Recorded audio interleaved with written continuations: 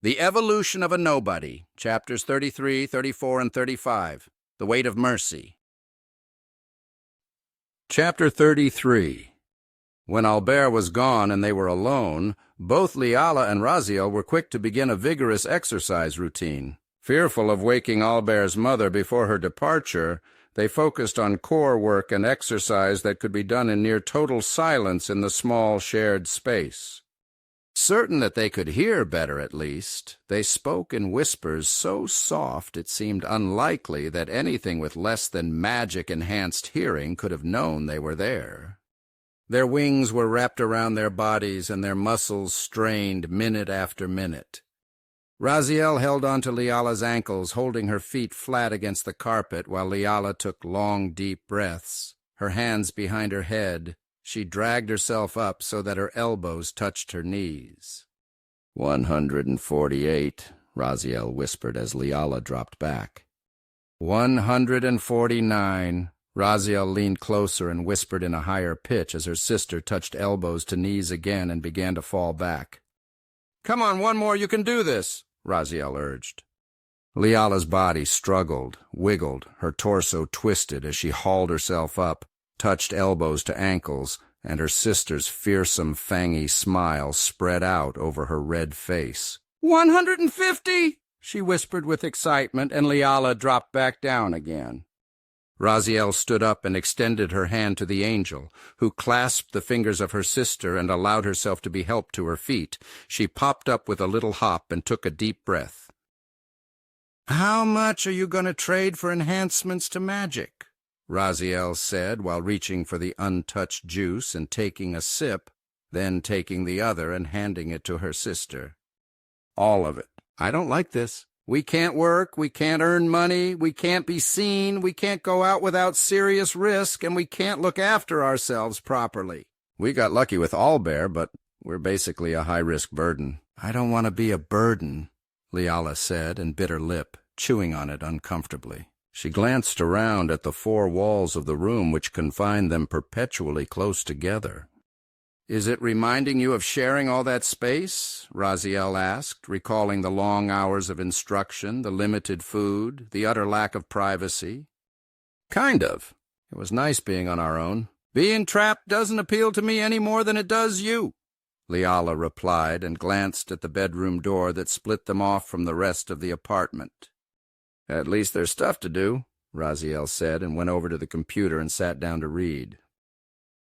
Liala turned on the television, activated the console, scrolled to a streaming service, turned on subtitles, and began to watch something muted.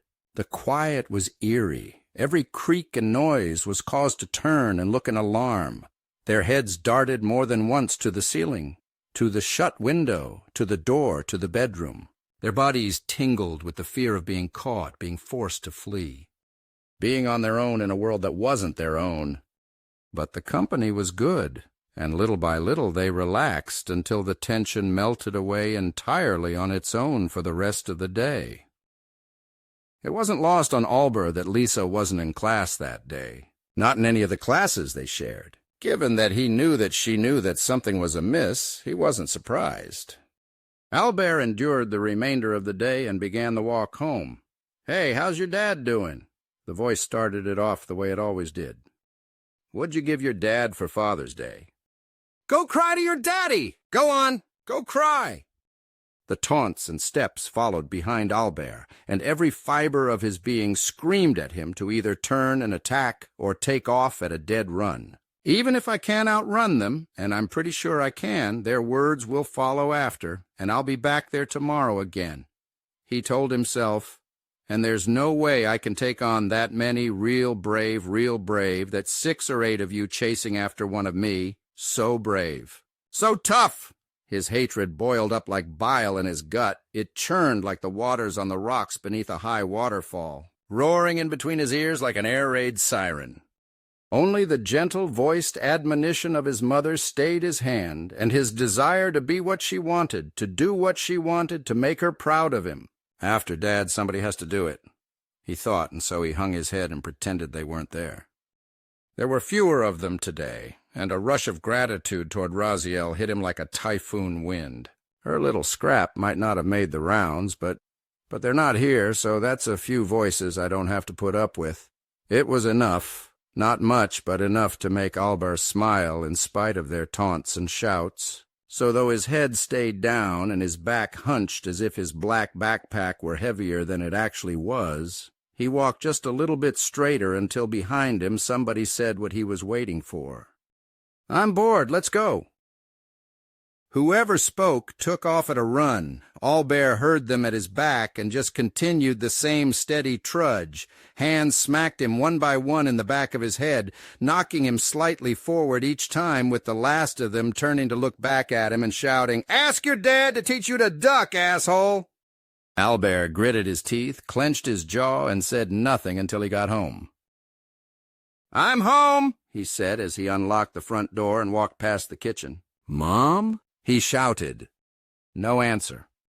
"Okay, you can come out," he said, and Raziel exited the room, followed quickly by Liala. They had warm expressions on their faces, their wings closed halfway, and each of the two gave him a soft half-embrace to welcome him home. Raziel's talon-tipped fingers barely grazed his arms. She took exceptional care to ensure she did no harm. "What's with the hug? That's new," Albert said when they had each stepped away. "We saw it on some TV shows. It's a traditional welcome home here, isn't it?" Liala asked, briefly blushing. "Did I get that wrong?" "Kind of, but that's usually for lovers, spouses, children with friends. It's usually only if they haven't seen each other in a long time, and I saw you two this morning," Albert said, and tossed his backpack against the wall where it landed on the carpet with a thud. "See, I told you." Raziel smirked and put one hand on her hips. She insisted. "I don't mind. It was nice. It's also used to make people feel better, and there hasn't been a day out there that I didn't leave feeling like crap.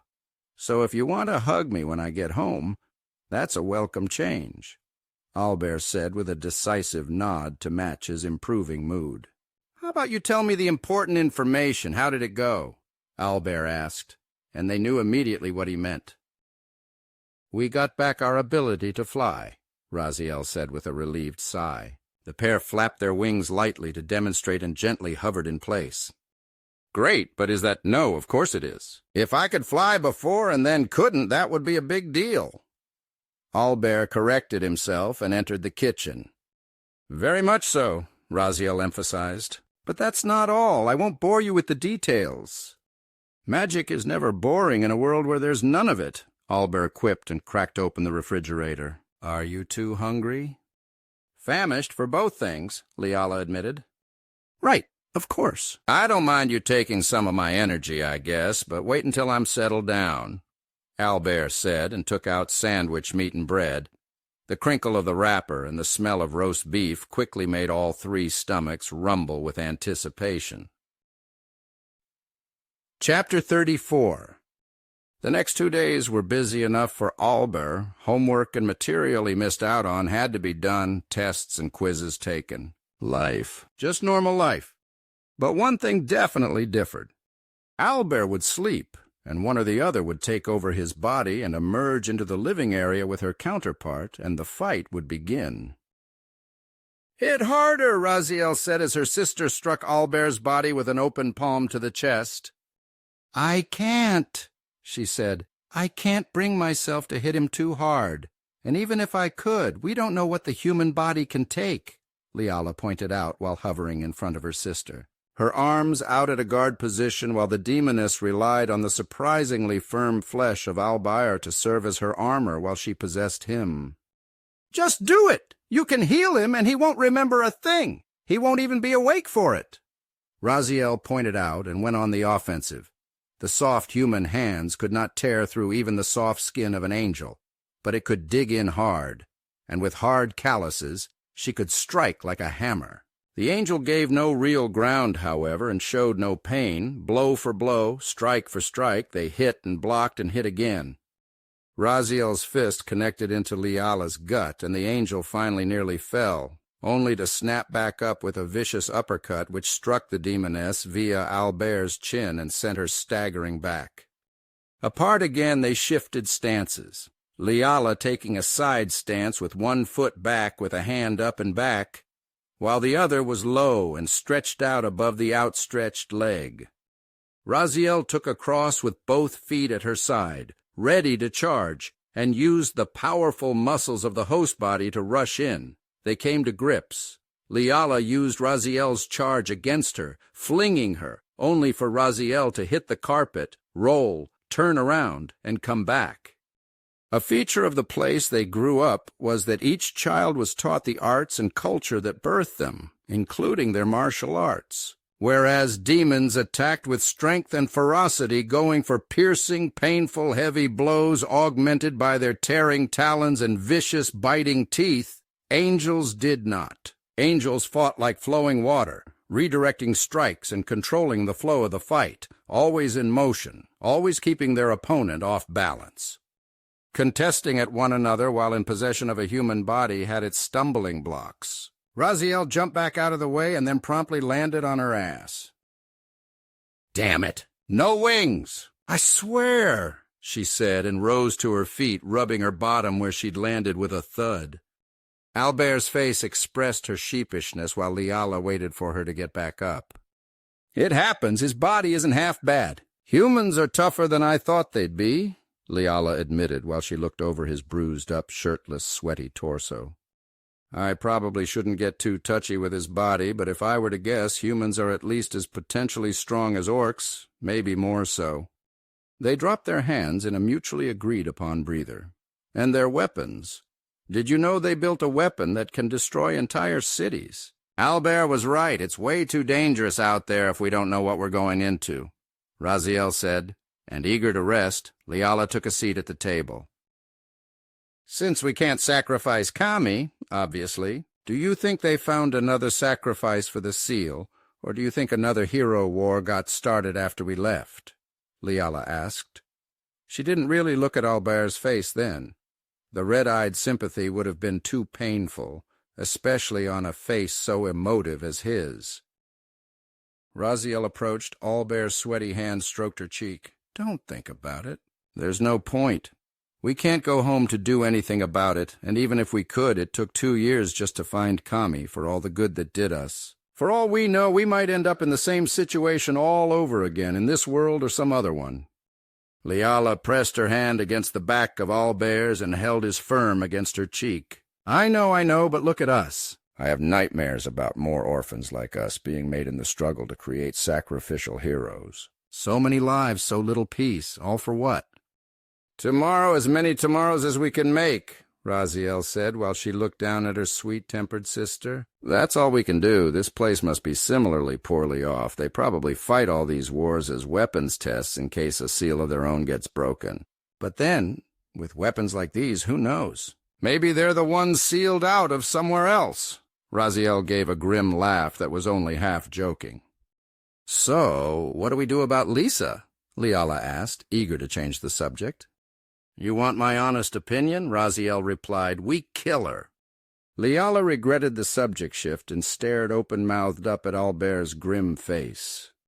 "She knows something is wrong. If you leave the decision up to me, wait until nightfall, I'll snatch her up, fly her up as high as possible, and drop her to her death in the middle of the night a long, long way from here. I don't trust anyone who would betray Albert or any old friend just for some popularity on the spur of the moment. And I remind you, our lives are on the line. Humans are dangerous. Say we tell her the truth, she promises not to tell, then what? We let her walk out and she blabs. The next thing we know, we're test subjects until we die."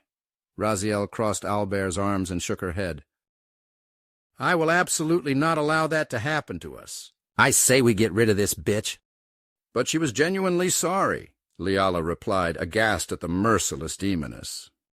"She also genuinely betrayed Albert, so some nasty bitch would like her. He's done with her anyway, so it's not like he cares. Maybe down the line she'd feel bad about selling us out, but what good is that to us if we're poked, prodded, cut up?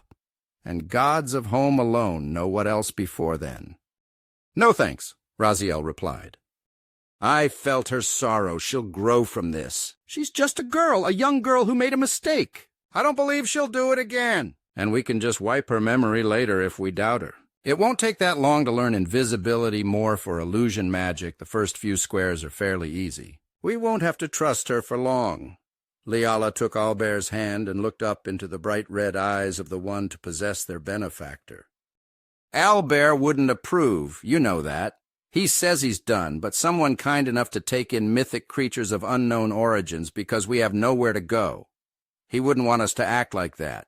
Maybe he's angry at her now, but Liala clutched the warm human hand, and she saw the bright red eyes relent. Fine, I won't do anything without talking to Albert first. But at the first sign of her turning on us, if we choose to trust her, we'll find out how high up in the air I have to drop a human from to finish them, Raziel said with exasperation and a heavy sigh of frustration. And you say I always get my... Wait, maybe not always, but too often, Liala said and stood up again. Another round, I'll take his body this time? Liala was still blushing even when it was Albert's cheeks instead of hers. Chapter 35. It was the night before Lisa was to visit. Albert was used to dreaming of the things they did with his body, which was very strange and sometimes amusing. At least it's not a mystery about what they're doing with me. I wonder if I should be insulted that the only thing they've said about my dong is that it's in the way.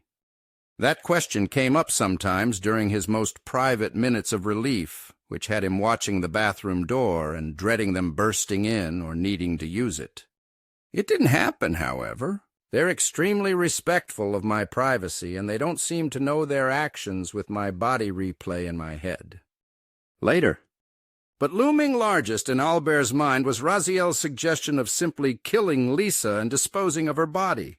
Demon. Or, I suppose that's not fair. Would a human think differently? And how do I feel about that anyway? Am I seriously considering it? He asked himself that question and immediately thought, no, absolutely not. Every time he thought of Lisa, he thought of what good friends they used to be. The way she laughed. An occasion where she kissed a boo-boo when he scraped himself. That bright flaming hair and how it caught the light and how her smile lit up a room. Then there was her mocking laugh before he fell down at her feet and how she stood there watching, saying nothing, doing nothing until the others were gone. He compared that to the angel and the demon with whom he now lived. It hasn't been a lifetime. It's been no time at all, really. But Raziel protected my body, and both sisters took a risk flying out into the night to do something to help me. If Lisa lets things slip accidentally or in hopes of getting something out of it? Albert hated asking that question because the answers were worse than either Liala or Raziel could possibly have imagined. The Japanese imperial experiments on Chinese prisoners, the American concentration camps of Asian Americans that didn't even get an apology for more than 50 years, the German genocide of the Jews, Slavs, Roma, and others, the Turkish genocide of the Armenians, the horror and slaughter of the last century and what humans did to their own kind. How much worse would they do to a demon that is automatically despised merely for existing? What horrors would they subject a gentle soul like Liala to in order to work out the secrets of magic? While they're too weak to resist?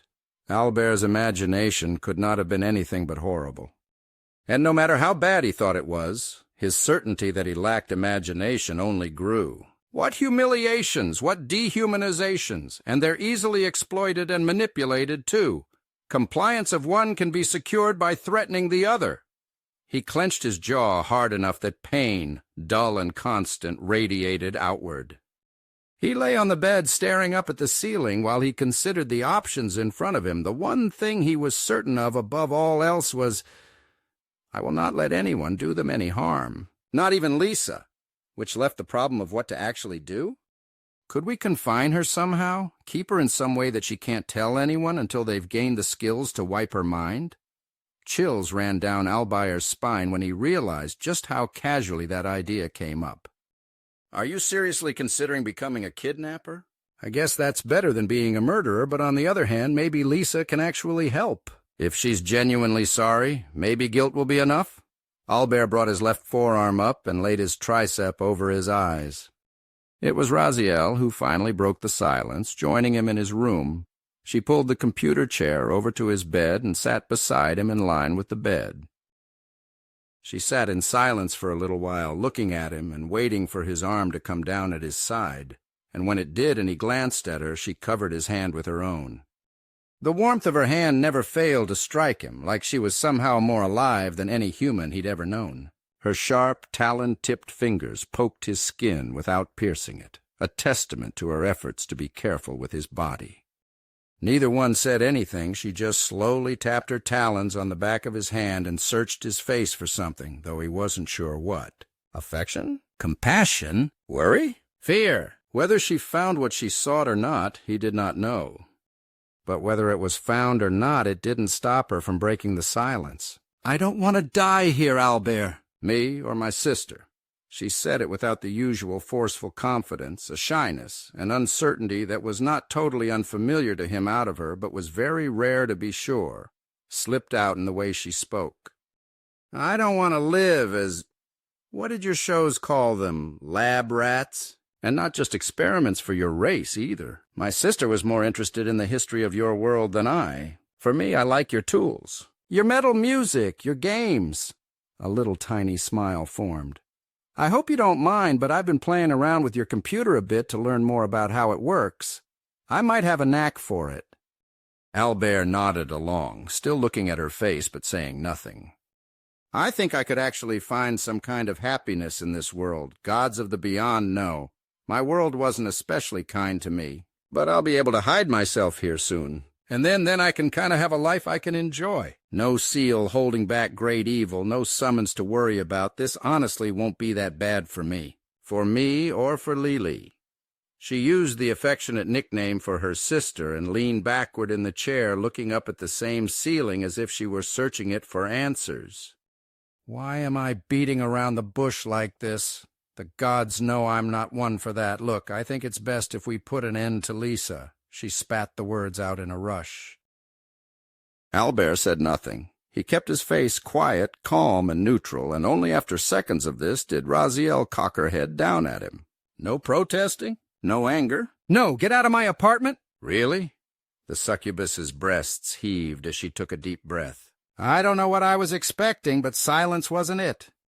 Albert chose that moment to answer. "What should I say? What can I say? Don't hurt my friend. You can trust her." We both know that is a lie. I care about her enough to say I don't want anything bad to happen to her. But the problem is, what right do I have to tell you not to protect yourselves? If she blabs, you could suffer immeasurably and for as long as your race lives.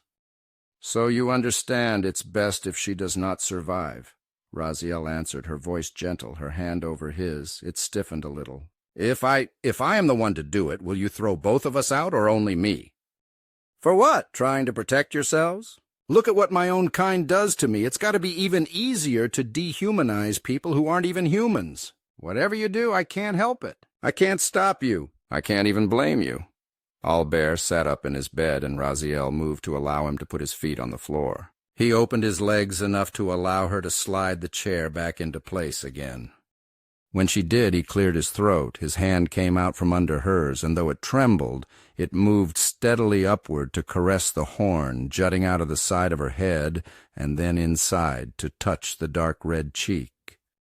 Raziel could not move when he did this. In all their brief time together, Albert had barely touched them in any way. His roughest touch was to protect them from dangers they hadn't imagined. All else had been casual, and a few times intimately clinical when they could not move to care for themselves. On those occasions he even kept his eyes shut. This, however, felt very different. His hand went back to run through her silky black hair, and he tilted her head slightly forward.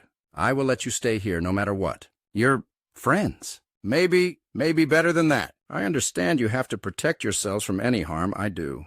But if she dies, if something happens to her... Albert bent forward and kissed the forehead of the succubus. I'll be sad for a long, long time, I think. Please, think of something else if you can. Raziel was unable to blush, but the touch of his lips, cooler than her skin, but still warm, the bold way he spoke, and the sense of sorrowful doubt that suggested he had already given up on Lisa's life, left her reluctant enough that she leaned back away from him so that all contact ceased. In a clipped, decisive sort of way, she met eye to eye with her host in more ways than one and said with tight, clenched fists, I will try. Thank you.